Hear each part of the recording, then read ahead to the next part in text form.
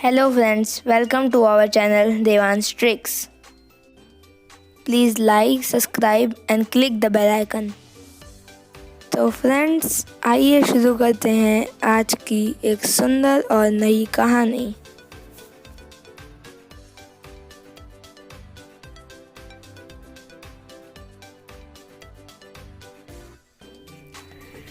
एक गांव में एक कुत्ता रहता था जिसका नाम था कोको।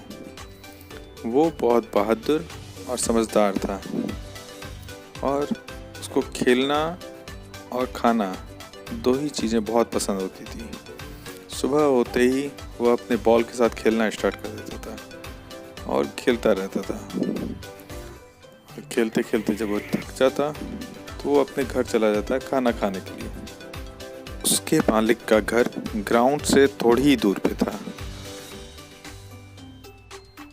भर पेट खाना मिलने की वजह से कोको गांव के अन्य कुत्तों से ज़्यादा तंदुरुस्त व बलशाली हो गया था और उसकी समझदारी के चर्चे भी गांव में दूर दूर तक थे।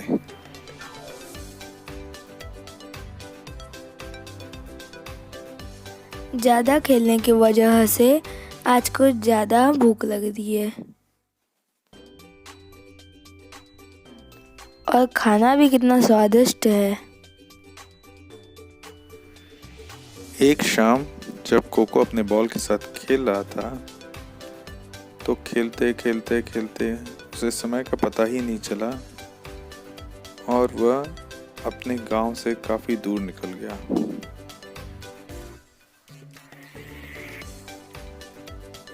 उसके गांव के पास ही एक घना और बहुत बड़ा जंगल था। अरे मैं यह कहाँ आ गया और मेरी बॉल भी कहीं खो गई।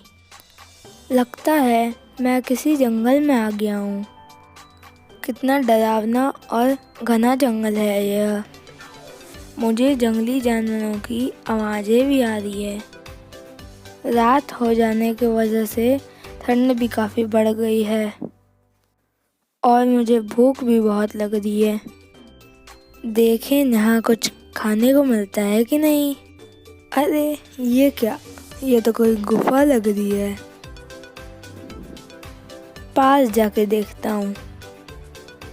ठंड से बचने के लिए ये जगह तो बहुत अच्छी है, मगर कहीं अंदर कोई जंगली जानवर हुआ तो वह मुझे मारकर खा जाएगा। लेकिन बाहर रहने पर भी मैं ठंड और भूख से मर ही जाऊंगा। यहाँ तो वही हो गया है, आगे कुआं पीछे खाई। बाहर रहने से तो अच्छा है अंदर ही चला जाता हूँ। वैसे भी जंगली जानवर रात को गुफा से बाहर शिकार करने चले जाते हैं और अंदर शायद मुझे कुछ खाने को भी मिल जाए। यह सोचकर कोको उस गुफा के अंदर चला जाता है। यह गुफा तो बहुत बड़ी और डरावनी है। वहाँ किनारे कुछ हड्डियाँ रखी हुई हैं।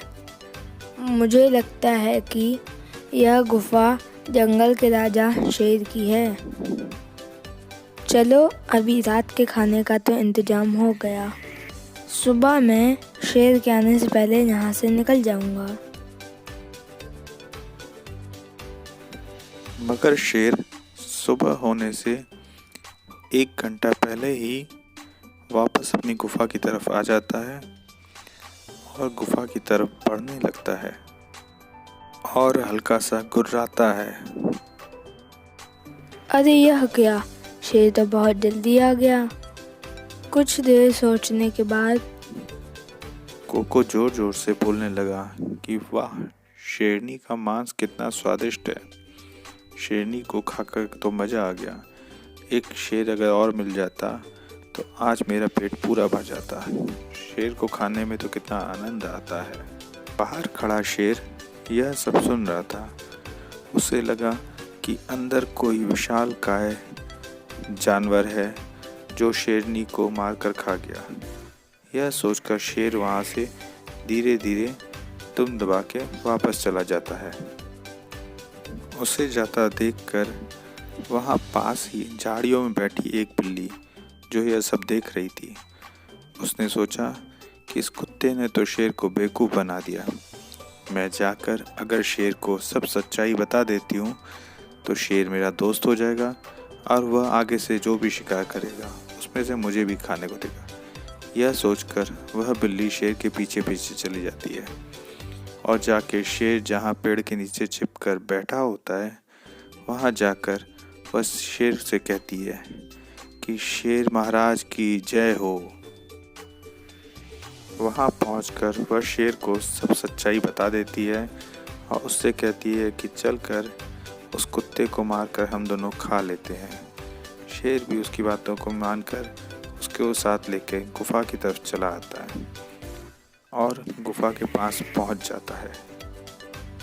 अंदर बैठा कोको यह सब देख रहा होता है और जैसे ही वो लोग गुफा के पास आते हैं वह फिर से कस के चिल्लाता है कि उस बिल्ली को कब से भेजा है कि एक शेर को पकड़ के ले आओ। आज अगर वह शेर किसी शेर को पकड़ के नहीं ले आई तो मैं उस बिल्ली को ही मार के खा जाऊंगा।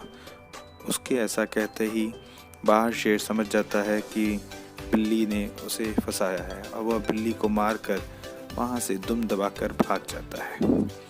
जैसे ही वह वहाँ से भागता है अंदर से कोको निकलता है और वहाँ से सरपट भागते भागते भागते भागते वापस अपने गांव की तरफ चल देता है और सीधा अपने घर पहुँच कर ही दम लेता है।